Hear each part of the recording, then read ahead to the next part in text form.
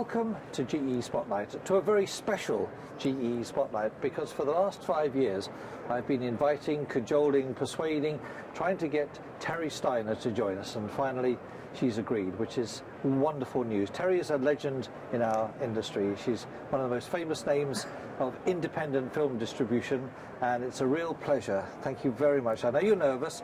Don't worry about it. We're going to have a nice little chat, old friends.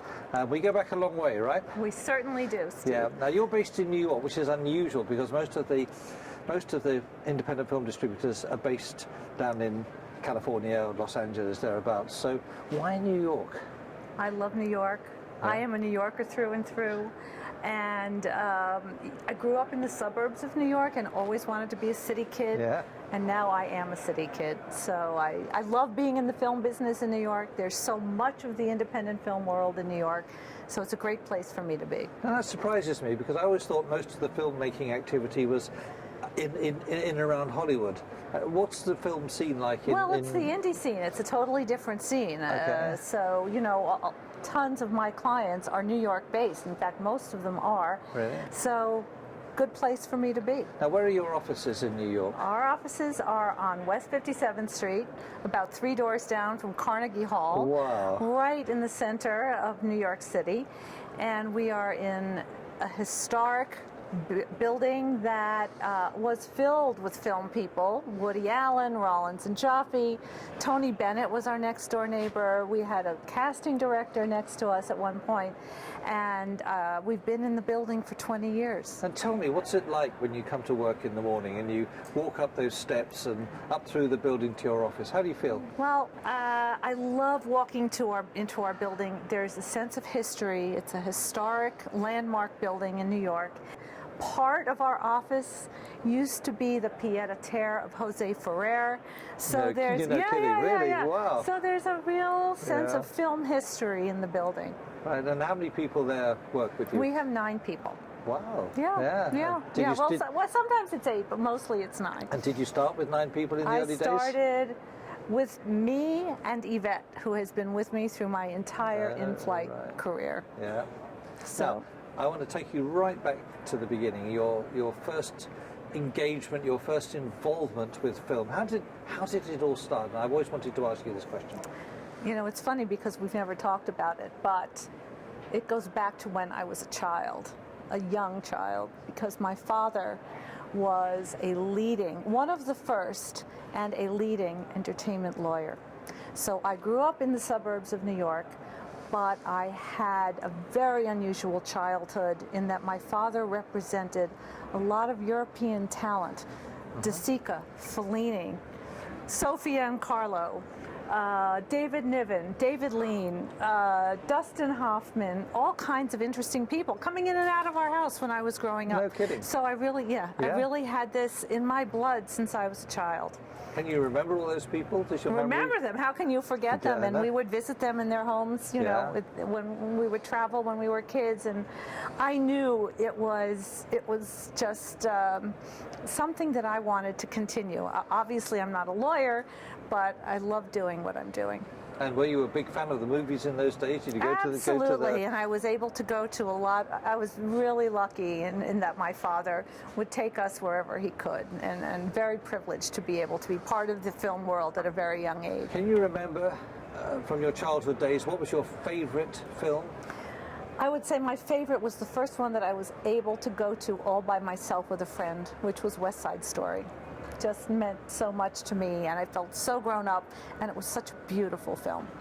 So let's move on a little bit. How did you come to get involved professionally in the movie industry, movie distribution industry? When I finished college, I was so ready to work, and I was fortunate enough to get a job as a traffic person at Gray Advertising. Traffic was subsecretarial. I was responsible for sending the newspaper ads out to the newspapers, TV commercials out. It was but it was my job, and I owned it. And I did very well at Gray and ended up running the Columbia Pictures account. and was hired away from the agency to be media director at MGM UA and then at Paramount. So I was a media director, marketing, and the head of sales at Orion contacted me one day out of the blue and said, "Hey babe, I've got something for you that I know you'd really like and I know you'd really be good at." The head of the non-theatrical sales division at Orion. I knew nothing about non-theatrical sales. I didn't even know what it meant. Spoke to a mentor of mine who said, "Terry, you just have to take this job. You've got to get out of media and into sales. It's so much more fun to bring money into a company than have to justify spending it." So I took the job at Orion, and from that moment on, I really felt like I had found myself professionally. I loved it, loved it, loved it, loved it. And is that when you came across the in-flight entertainment industry? That was it. That was it. I was in charge of the in-flight. It was in-flight entertainment and the other non-theatrical markets, cruise ships, colleges and universities, etc. And I remember my very first screening that I had of Throw Mama from the Train. Mark was there, Pam, Pat Graham, all the bigwigs from the business, and I just felt really at home, and that I was in my groove. Now, Orion is no longer with us. Correct. Tell us about Orion. What was the company? What sort of films did they have? And why did it eventually go out of business? Orion was a filmmaker's film company. The emphasis was on the directors and the producers, enabling them to be free in what films they were making. And they had Woody Allen films, they had Dances with Wolves, Silence of the Lambs, and just a lot of Amadeus, I think. Great product.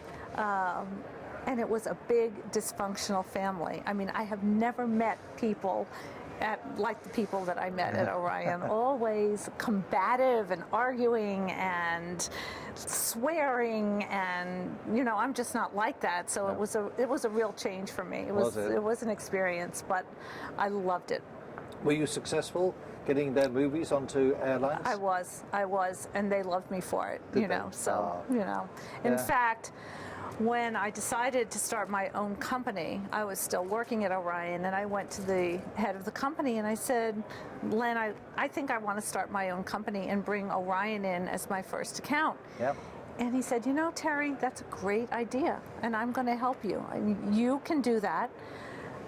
And we'll give you 6 months to get started." So seriously, I was working at Orion for 6 months, and at the same time lining everything up. So I had one foot in one door and one foot in another door, and 6 months later, I started TSI. But that was a very brave decision. You had a great job with a great company, and as we all know, it can be quite challenging to start up in your own business. Why did you want to do that?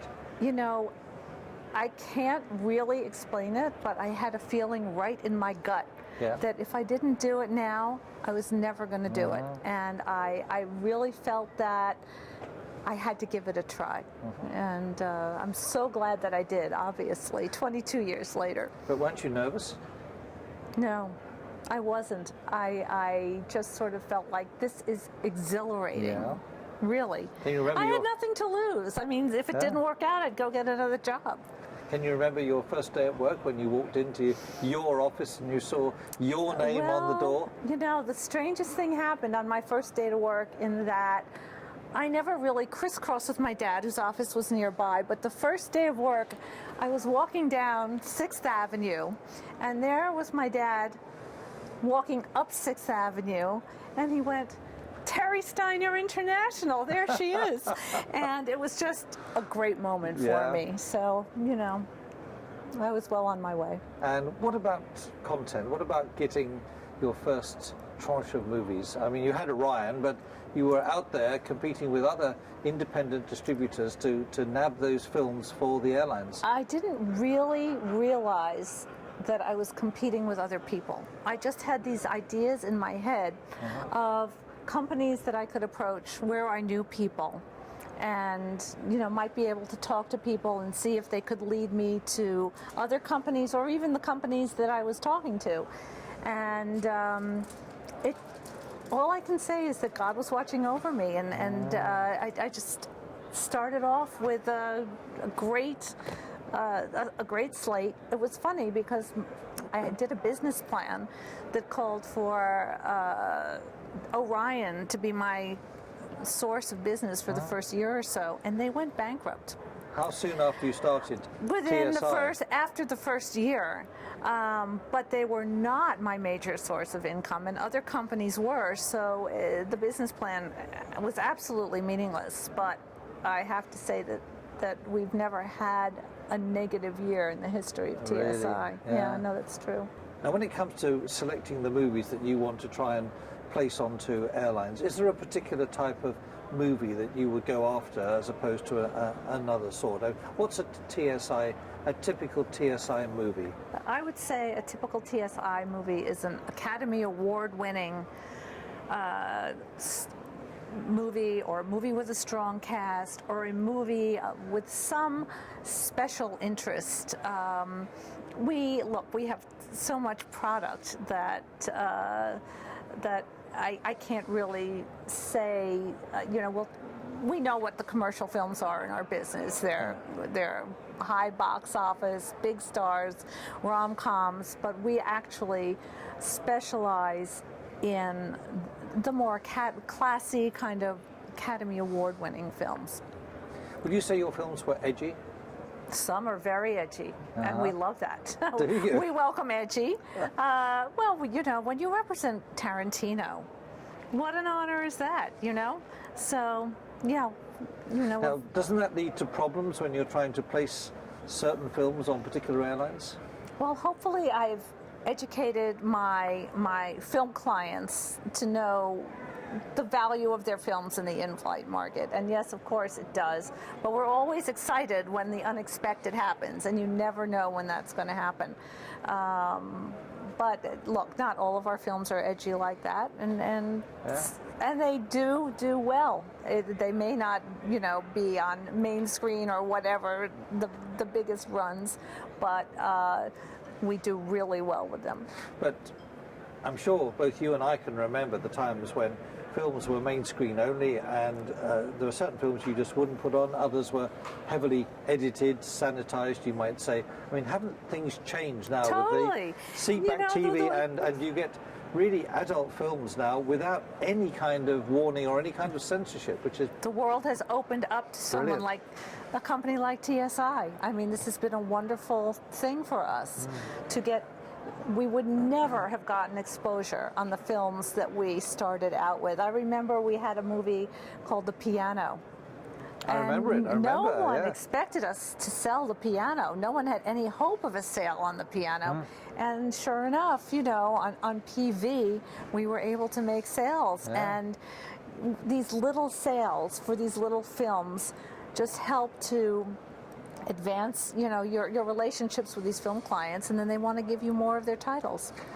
Looking back over the thousands of films that you've taken on board and pitched to airlines, is there any one film that stands out as being an unexpected hit, or a film that you're particularly proud of, in that sense, that you felt, boy, we've really hit a home run there? Well, we've hit a lot of unexpected home runs.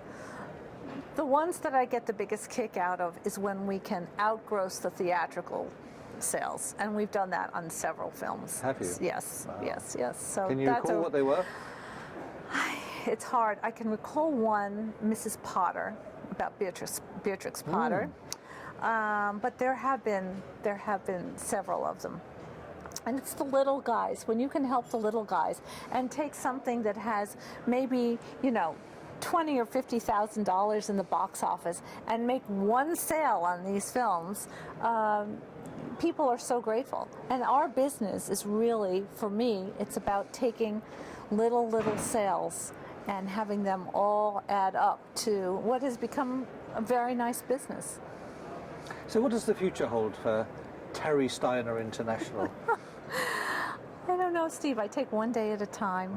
I love coming into work every day.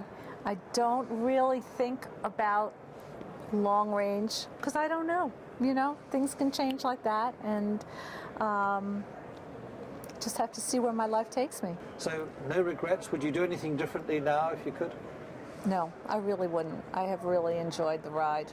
And I am so blessed to have the group that I have working for me who make my life so easy for me. And it's really a pleasure most of the time.